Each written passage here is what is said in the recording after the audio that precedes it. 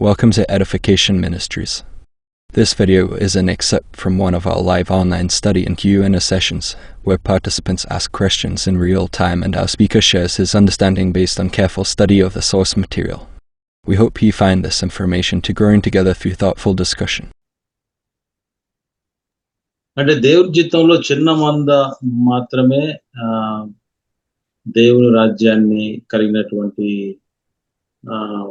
ఉద్దేశము చూడగలమా మనం? అదేనా దేవుని చిత్తం? దేవుని చిత్తం అంటే నేను చిన్న మంది అంటే 10 మందిని 20 మందిని 100 మందిని నేను నెంబర్ చెప్పను అంటే చెప్పకూడదు కూడా. ఎందుకంటే దేవుడు ఏ స్థలంలో ఎవరిని ఎలా ఉంచుతాడు అనేది మనకి తెలియదు.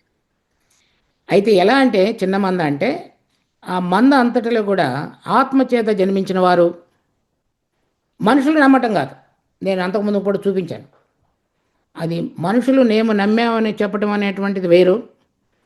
ఆత్మ మన అందరిలో పనిచేసి పరలోక సంబంధమైనటువంటి వెలుగుని, జ్ఞానాన్ని ప్రసాదించి దేవుని యొక్క పరిశుద్ధతను మనం చూడగలిగే విధంగా చేసి, మనలో ఉన్న పాప స్వభావం విషయమై ఒప్పుదల కలుగు చేసి, దేవుని ప్రేమించి దేవుని రాకడ కొరకు ఎదురు చూచేటువంటి బిడ్డలు వారు నిజమైనటువంటి సంఘంగా ఉన్నారు.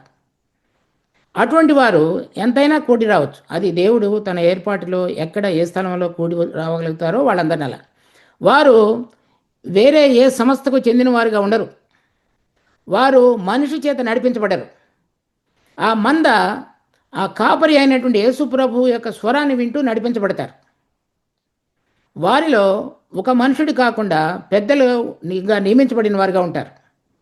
తర్వాత వారిలో చెప్పబడేటువంటి బోధ ఈ లోకంతో స్నేహము, ఈ లోకంలో పట్టు, ఈ లోక అధికారం కాకుండా వారు దేవుని యొక్క రాజ్యము, అక్కడ పరలోకంలో ఉంచబడిన ధనము, దాని కొరకై జీవించవలసిన విధానం, దేని కొరకైతే వారి హృదయాన్ని సిద్ధపరచుకోవాలో అది, వాటిని గురించినటువంటి బోధలో నిమగ్నమై ఉంటారు. వారు లోకంతో సంబంధం లేని వారుగా ఉంటారు. దుష్టుడితోటి వారికి సహవాసం ఉండదు.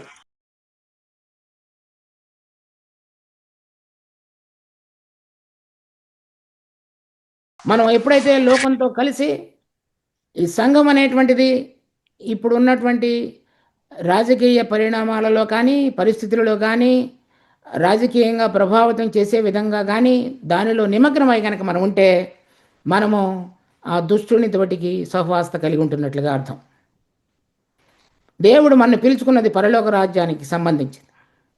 అది ఆత్మ మనలో నివసించినప్పుడు మాత్రమే జరిగే ప్రక్రియ. దుష్టుడు చెట్లు కొమ్మలు వేసి దుష్టుడు మనలో ఉంటున్నాడంటే మనం లోకంతో స్నేహం చేస్తున్నామని అర్థం. తర్వాత అతని విషయాలు మనకి, మన విషయాలు అతనికి సమ్మతమని అర్థం. లోకముతో స్నేహము దేవునితో వైరమని మీరు ఎరగరా? అది ఒక పక్షంగా. రెండవది, సో దేవుడు పాత నిబంధనలో ఈ దేవుని యొక్క ఆలయం అనేటువంటిది చాలా ప్రాముఖ్యమైనది యూదులకి. వారందరూ కూడా ఎక్కడ ఉంటున్నప్పటికీ సంవత్సరంలో 3 సార్లు యెరూషలేమునికి వచ్చి ఆ పండుగలన్నిటిలో కూడా వారు పాలు పొందాలి. 20 సంవత్సరాలు దాటినటువంటి ప్రతి పురుషుడు కూడా. అది వారికి ఇవ్వబడినటువంటి కట్టడ. అది దానికి మినహాయింపు లేదు. అయితే క్రొత్త నిబంధనలో ఎక్కడా కూడా ఒక స్థలంలో ఒక కట్టడాన్ని కట్టి దాన్ని సంఘం అని పిలువబడినటువంటి దాఖలాలు నూతన నిబంధనలో లేవు. సంఘం అంటే కూడి వచ్చేటువంటి బిడ్డలనే అర్థం.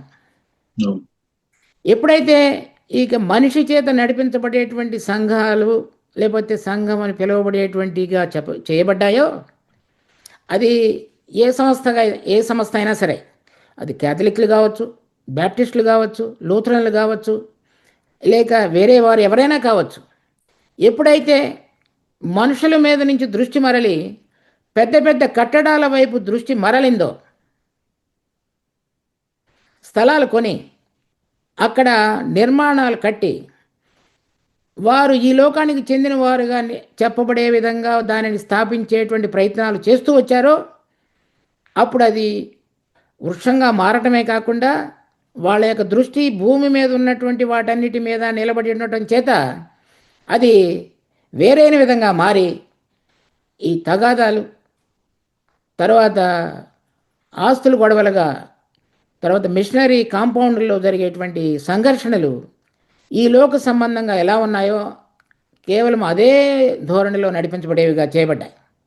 ఎందుచేతనంటే సంఘం అనేటువంటిది దేవుని యొక్క అధికారం కింద నడిపించబడవలసిన దానికి బదులుగా మనిషి యొక్క అధికారం కిందకి రాబడినటువంటి సంస్థలుగా చేయబడ్డాయి. దేవుని యొక్క ప్రభు యొక్క రాకడ వరకు ఈ దేవుని పేరట జరిగేటువంటి మతపరమైనటువంటి అనేక విషయాలలో ఇటువంటి మార్పు జరుగుతుందనే దానికి సూచనగా చెప్పబడినటువంటిది ఈ ఉపమానం. అలా జరుగుతుంది, ఇప్పుడు జరిగింది, జరుగుతుంది.